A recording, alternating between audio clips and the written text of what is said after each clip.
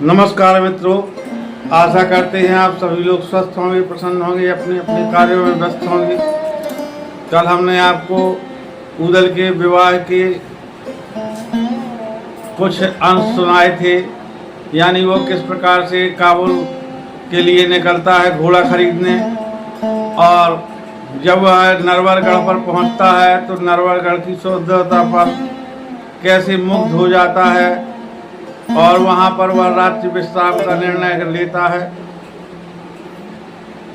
तो सुबह जब वह उस मालिन से कहता है जिसके यहाँ उन लोगों ने अपना बसेरा बनाया हुआ था कि मालिन जाओ हमारे घोड़ों के लिए घास और हमारे खाने पीने का इंतजाम करो, तो वो कहती है महाराज मैं जो है अभी कहीं नहीं जा सकती हूँ, क्योंकि अब ये फुलवा की हार देने का समय है और अगर हार देने में विलम्ब हो जाएगा तो फुलवा बहुत गुस्सैल राजकुमारी है, मेरा पेट फाड़वा देगी, मुझे सूली भी दे सकती है, इसलिए मैं वहाँ से लौट करके ही आऊँगी, तब आपको खाना पीना ला कर दूँगी।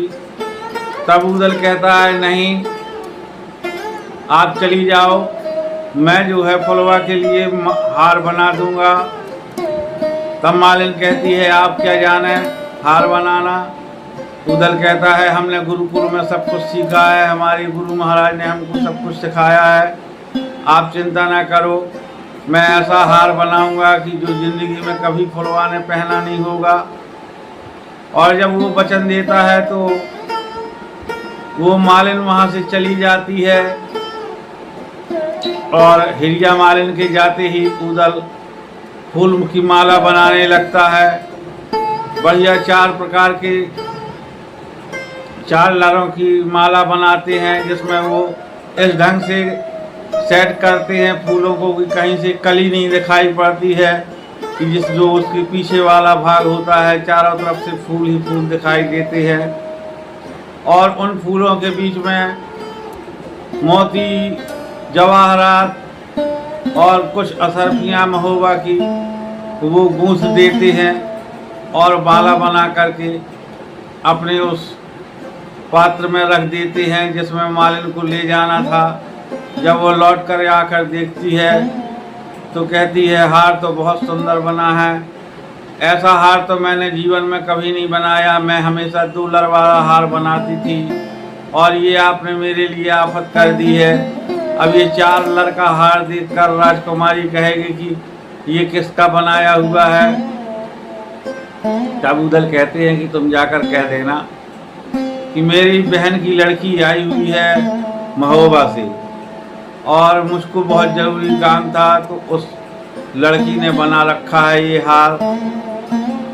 तब मालिन लेकर चली जाती है और जब वहाँ पहुँचती है तो वो हार का गजरा जैसे ही फुलवा रानी को पहनाती है तो फुलवा कहती है कि मालिन आज तेरी मति खराब हो गई है, ये कैसा हार बना के लाई है, रोज तो तुम जो है 2 लर वाला हार बना कर लाती थी, और ये देख। जब ऐसा कहकर उसने हाथ में पकड़ा तो उसको उसमें हीरे जवाहरात मोतियों का भी पता चला, तो कहती है तेरे पास में इतना पैसा हो गया कि तू हीरे जवाहरात लगाने लगी है एक माला में। तब मालिन हाथ जोड़कर कहती है कि राजकुमारी मुझे कुछ पता नहीं है, मेरी बहन की लड़की आई हुई है और वो महोबा की राजकुमारी चंद्रावल के लिए नित्य प्रति हार बनाती है, और जैसा उसके महोबा में हार बना करता है वैसा ही हार उसने आपके लिए बना दिया, इसमें महारानी मेरी कोई गलती नहीं है। और बताती है उनसे कि नगर महोबा एक बस्ती है जहाँ पर बसा राजा परमाल, यानी कि महोबा नगर की वो उस वैभव को बतलाती है जो उसने कभी देखा नहीं था, लेकिन प्राणों का लोभ बहुत बड़ा होता है। वो बतलाती है कि वहाँ पारस पत्थर है जिससे लोहे से सोना बनाया जाता है, आदि आदि बातें बता करके राजकुमारी को भ्रमित कर देती है। तब ये तो मामला सुलझ जाता है, पर राजकुमारी की एक नई जिद तैयार हो जाती है। वो कहती है, मैं तुम्हारी उस बहनोतिन से मिलना चाहती हूँ। कैसी है वो तुम्हारी बहन की लड़की, मैं भी तो देखूं जरा कैसा हार बनाती है। मालिन वहाँ से चल देती है, वादा करके कि मैं कल अपनी बहन की लड़की को लेकर के आऊँगी। और यहाँ आते ही वह रोने लगती है कि उदल तूने मुझे बहुत बुरा फंसा दिया। तो वो कहता है, भाभी क्या हो गया है, आप क्यों रो रही हैं? तब वो बताती है कि अब राजकुमारी जिद कर बैठी है कि मैं तुम्हारी बहन की बेटी से जरूर मिलूंगी। तब उदल कहता है, इसमें क्या बड़ी बात है, मैं तुम्हारी बहन की बेटी बन करके चलूँगा। तो मालिन कहती है कि अगर शायद ये भेद खुल गया तो तुम्हारे साथ साथ मैं भी मारी जाऊंगी। तो उदल कहता है, ऐसा कुछ नहीं होगा, ये मेरा काम है, तुम तो केवल अपने शहर में जा कर के मेरे लिए सभी औरतों वाले सामान ले कर के आओ। मतलब वही सौंदर्य प्रसाधन, चूड़ियाँ, कंगन, काजल, बिंदी और ज्वेलरी वगैरह। तो इस तरह से वो उसको बहुत सारी असरफियाँ देता है उदल कि जाओ जा कर के इससे सारा सामान खरीद कर लाओ। तो वह बहुत अच्छी साड़ी और इस तरीके से सामान लेकर के आती है जिससे एक संपन्नता झलकती हो। और उनको जो है उदल पहन करके बिल्कुल तैयार होता है और अपनी मूछें भी साफ करवा देता है, नाक छिदवा लेता है जिसमें उसने बड़ी भारी बेसर कहें, बाली कहें, जिसके यहाँ जो कहा जाता हो, लेकिन नाक में उसने बहुत बड़ी बेसर पहन ली और जो टीका होता है मस्तक पर लगा लिया, मांग भर ली। और इस प्रकार से उसने अपना संपूर्ण रूप जनाना धारण कर लिया। वह अब एक पुरुष से पूरी तरह से स्त्री दिखाई देने लगा। और जब उस मालिन के साथ में जाता है तो बहुत लंबा घूंघट करके चलता है और उसी साड़ी के अंदर उसने अपनी तलवार भी छिपा रखी थी। लेकिन सब कुछ तो उसने बना लिया, लेकिन अपनी चाल कैसे बदलता, वो जिधर से जाता लोग उसकी चाल की वजह से उसको देखते। तो जब वहाँ महल में जाकर के पालकी रुकी तो वो जब महल के अंदर प्रवेश करता है तो पहरेदार कहते हैं, मालिन ये कौन है? मालिन बताते हुए सब कुछ चली जाती है कि ये मेरे बहन की बेटी है, ये मेरे बहन की बेटी है। और पहुंच जाती है राजकुमारी फुलवा के महल में। फुलवा राजकुमारी देखते ही कहती है, आओ बैठ जाओ। तो एक वो छोटा सा स्टूल टाइप का, जिसको देहाती भाषा में मचिया कहा जाता है, वो डाल देती है कि लो इसमें बैठ जाओ। क्योंकि जो अपनी लेबर है या काम करता है, नेंगी है, तो उनको बराबरी में कौन बैठालता था? ना आज बैठालते हैं ना उस समय बैठालते थे। तो उसने अपने से छोटा समझ के उदल को उस मछिया में बैठने के लिए बोला। और उदल ने मन में क्या सोचा कि ये तो मेरी पत्नी बनने वाली है, अगर ये ऊंचे में बैठेगी और मैं नीचे मछिया में बैठ जाऊंगा तो फिर मेरी जीवन भर के लिए तौहीनी हो जाएगी। ये विचार करके उदल उस मछिया में लात रखता है और उसके पलंग पर बैठ जाता है। फुलवा क्रोध से जो है लाल अंगार की तरह दहकने लगती है कि तेरी इतनी मजाल हो गई। तब फुलिया मालिन जो है उस बात को संभालती है कि बेटी आप नाराज ना हो, अभी ये भी बच्ची है। और दूसरी चीज़ उसमें चंद्रावल की गलती है, जो महोबा की राजकुमारी है, वो उसे कभी अपने पैतानी नहीं बैठने देती, यानी पैरों की तरफ हमेशा अपने सिरहने पर बैठालती है। वही आदत इसको यहाँ लगी हुई है। तब राजकुमारी फुलवा उससे बातचीत करने लगती है, हालचाल पूछती है। उदल उसको तरह तरह की बातें बताता रहता है महुआ के बारे में कि क्या क्या है महुआ में, और हमारे यहाँ कैसे राजकुमारियों को जीत करके शादी करके लाए हुए हैं। और इन्हीं बातों का क्रम चल रहा था और अचानक से एक हवा का तेज झोंका आता है, जिससे कि उसका साड़ी का पल्लू उड़ जाता है उदल का, और उसकी जो कटार की मूर्त थी वो दिखाई दे जाती है। तुरंत फुलवा कहती है कि अपना सही परिचय बतलाओ, नहीं मैं अभी मकरंद भैया को बुलवा करके तुम्हारा सर धड़ से अलग करा दूंगी। तब उदल कहता है, घबराओ नहीं अपने मन में, मैं उदल हूँ, मैं ही बैंदा का चढ़वैया, महिया दशराज को लाल, और तुम्हारी प्रीत के कारण तुम्हारी स्नेह जाल में फंस करके ही मैं यहाँ चला आया हूँ, क्योंकि मैंने तुम्हारी इतनी प्रशंसा सुनी कि मेरे पैर बंध गए, मैं अपने पैरों को आगे नहीं बढ़ा सका, और मन में ये निश्चय कर लिया था कि अगर तुम्हारा दर्शन नहीं होगा तो मृत्यु का दर्शन होगा।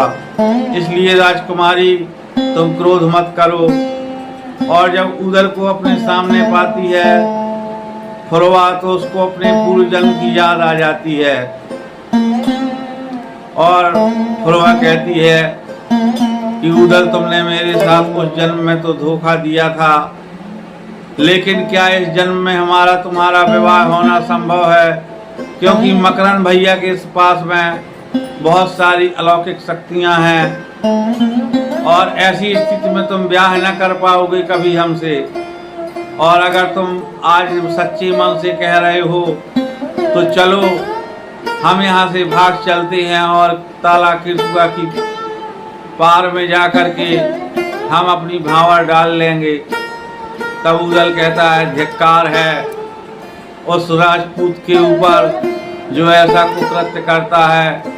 अगर फुलवा मैं दशराज का बेटा हूँ तो मैं तुम्हारे पिता के सामने ही भावरें डालकर तुमको ले जाऊंगा, बस तुम मुझको कुछ समय दो। तब फुलवा कहती है, राजकुमार तुम यहाँ किस काम से आए थे मुझे भी बताओ। तब उदल कहता है, राजकुमारी मैं घोड़ा खरीदने काबुल जा रहा था और तुम्हारी चर्चा सुन करके मैं यहाँ मुग्ध होकर रह गया। तो फुलवा एक व्यंग कर देती है, कहती है, राजकुमार घोड़े खरीदे नहीं जाते हैं, घोड़े तो युद्ध में जीत हासिल होने पर अपने आप मिला करते हैं। ये बात उदल को चुभ जाती है। उदल कहता है, तो ठीक है राजकुमारी, अब हमारे घोड़ों की कमी नरवरगढ़ ही पूरी करेगा। इस तरह से उनका हास परिहास होता है। पूरी रात वहाँ उदल रहता है। सुबह मालिन आती है और जब जाने लगता है उदल तो वो कहता है कि राजकुमारी कुछ यहाँ का हाल चाल बताओ, कैसे हम यहाँ मकरंद से पार पाएंगे। तब राजकुमारी फुलवा कहती है कि उदल मैंने तुमको पूर्व जन्म में विश्वास करके सारा भेद बताया था, लेकिन मुझे क्या मिला, धोखा। इसलिए अब अगर तुम्हारी भुजाओं में बल है तो तुम जीत लेना नरवरगढ़ और पा लेना फुलवा को, नहीं तो बस ये अंतिम मिलन है। अब मैं आपको यहाँ के बारे में कुछ नहीं बतलाऊंगी। और ऐसा कह करके फुलवा कटाक्ष कर देती है कि उस जन्म में मैंने जो सारा वृत्तांत बताया था और तुम्हारे भाई के द्वारा मुझको मार दिया गया था। उदल कहता है, ठीक है। और वो क्रोध का स्वभाव दोनों का ही था, वो भी भभक उठता है। तो कहता है, कितना लोहो तोरे बाप के मोरे लड़े भरे का ना है, मतलब कितना तुम्हारे पिता के यहाँ ये तोप खाना और तलवारें हैं, इनसे तो मेरी ही प्यास नहीं बुझने वाली। और ऐसा कहते हुए उदल उस महल से निकल जाता है। और जब वो उस मालिन के घर पहुंचता है तब ढेवा उसको देख करके बहुत हंसता है। कहता है, ये उदल तुमने एक औरत के पीछे ये क्या कर डाला, घोड़ का खरीदन काबुल आए, नरवर नैन खरीदे आए। और मुझे तो बड़ी हंसी आ रही है जो तुमने अपनी नाक भी छिदा डाली। तब उदल कहता है तुम्हें नहीं पता है ढेवा भैया, वह फुलवा इतनी सुंदर है कि उसके लिए मैं अपना शीश भी कटा सकता हूँ, इस नाक की क्या गिनती है। जब ऐसा कहता है तो ढेवा कहता है कि भाई मैं भी चाहता हूँ उस फुलवा के दर्शन करना। बोले जरूर भाई, मैं आपको भी दिखाऊंगा, लेकिन आप ऐसे दर्शन होना सुलभ नहीं है, अब हमें योगी बनना पड़ेगा, क्योंकि वहाँ दोबारा महल में इस विधि से तो प्रवेश नहीं कर पाएंगे। तब ढेवा कहता है ठीक है भाई, हम तुम दोनों लोग जो है योगी के वेश में चलेंगे और फुलवा के दर्शन के साथ साथ में इस नगर की शक्ति का भी आकलन करेंगे। तब दोनों लोगों का विचार विमर्श होता है और पहुंच जाते हैं वो योगियों के वेश में राज दरबार में। वहाँ पर तरह तरह की बातें बताते हैं और राजा उनसे जब उनका भविष्य पूछता है तो वो कहते हैं राजा जरूर राजन आपको अपना भविष्य बतलाएंगे, लेकिन इस समय हम भूख से व्याकुल हो रहे हैं, तो हमारे लिए कुछ भोजन का प्रबंध कर दो। राजा कहता है हमारे तो राजमहल के भंडार में रोज खाना इतना बनता है कि चाहे 100 लोग आए चाहे 1000, सबके लिए खाना है। बोले नहीं नहीं नहीं, हम ऐसी खाना नहीं खाते हैं, या तो अपने हाथ से रसोईया बनाएं या फिर कुंवारी कन्या के हाथ का भोजन करते हैं। तब राजा कहता है इसकी भी कोई चिंता नहीं है, भगवान की कृपा से मेरी एक राजकुमारी है, वो तुम्हारे लिए खाना बनाएगी। और इतना कहकर वो महलों में आदेश करवा देते हैं। वहाँ पर जब जाते हैं खाना खाने तो फुलवा अपने हाथ से खाना परसती है और जैसे ही वो खाने के लिए पीढ़े पर बैठते हैं तो उधर के मन में एक विचार आ जाता है कि ऐसा दस्तूर नहीं है कि अपने से बड़े उस घर में खाना ना खाएं और लड़का पहले खाना खा ले। तो इस विचार को लेकर के उदल वही मूर्छित होने का नाटक कर देती है। ढेवा पानी आनी डालते हैं, उतने में रानी आ जाती है, कहती है ये क्या हाल है और ऐसा क्यों है, मैं अभी मकरंद को बुलवा करके तुम दोनों को मौत के घाट उतार दूंगी। तब ढेवा कहता है ऐसा कुछ नहीं है, तुम्हारे महल में चुड़ैलों का वास है और इस कारण से छोटे योगी को मूर्छा आ गई, क्योंकि इसकी आत्मा भूत प्रेत चुड़ैल आदि से दूर रहती है। और उतने में उदल होश में आता है और कहता है माता, हम लोग जो है कुंवारी कन्या के हाथ का भोजन ही करते हैं, लेकिन तुम्हारे खाने में किसी ब्याही नार की छाया पड़ गई है, अब हम यहाँ भोजन नहीं करेंगे।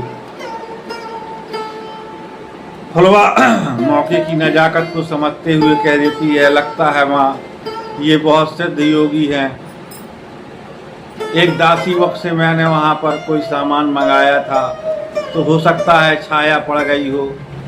और इस बहाने से उदल और ढेवा राजमहल से निकल आते हैं, फिर राज दरबार में पहुंचते हैं। तो राजा नरपत सिंह फिर कहते हैं बताओ क्या है हमारा भविष्य। तो ढेवा कहता है तुम्हारे ऊपर इस समय शनि की छाया चल रही है, इसलिए राजन तुम बहुत सावधान रहना, तुम्हारे ऊपर किसी भी क्षण आक्रमण होने वाला है, कोई राजा आकर तुम्हारे ऊपर आक्रमण करेगा।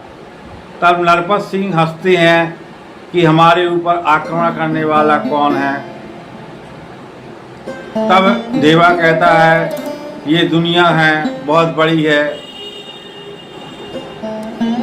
तब नरपत सिंह उन्हें अपने काठ के घोड़ा और बाण अजीता शैल शनिचर के बारे में बतलाते हैं कि जब तक ये तीनों चीज़ें हमारे हाथ में हैं तब तक कोई भी हमको हरा नहीं सकता है और उसकी खासियत बताते हैं। तब ढेवा कहते हैं हथियार हो या घोड़ा हो, अगर जब बहुत दिनों तक फेरा ना जाए तो उसमें वो धार बची कि नहीं कोई ठिकाना नहीं रहता है।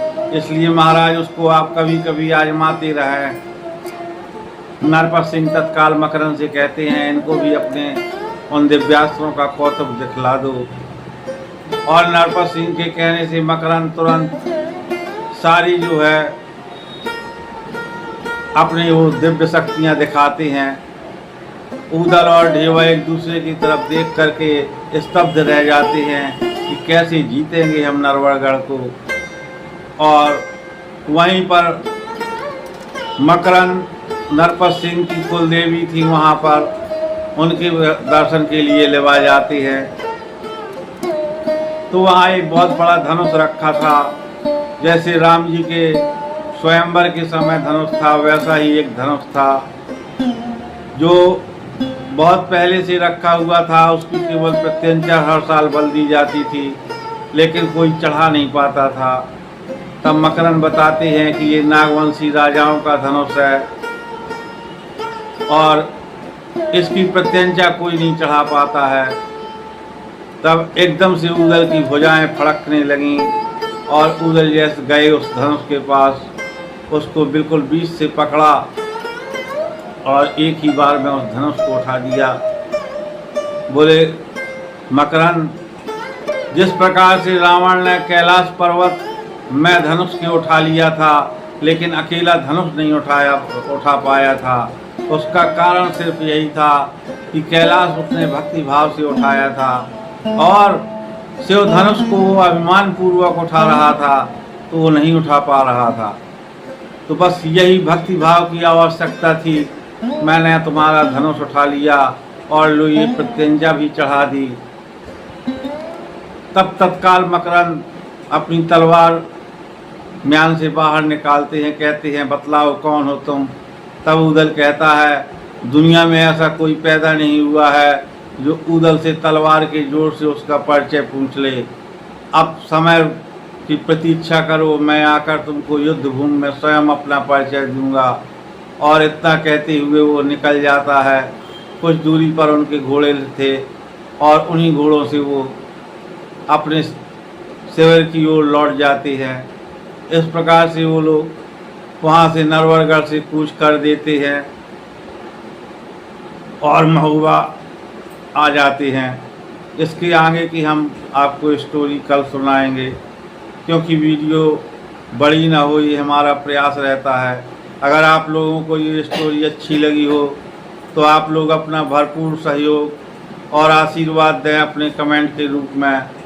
और यदि नए हैं चैनल पर तो प्लीज़ ज़रूर सब्सक्राइब करें, क्योंकि आपके सब्सक्राइब से, आपके कमेंट से हमारा मनोबल बढ़ता है। आप सभी लोगों का बहुत बहुत धन्यवाद। नमस्कार।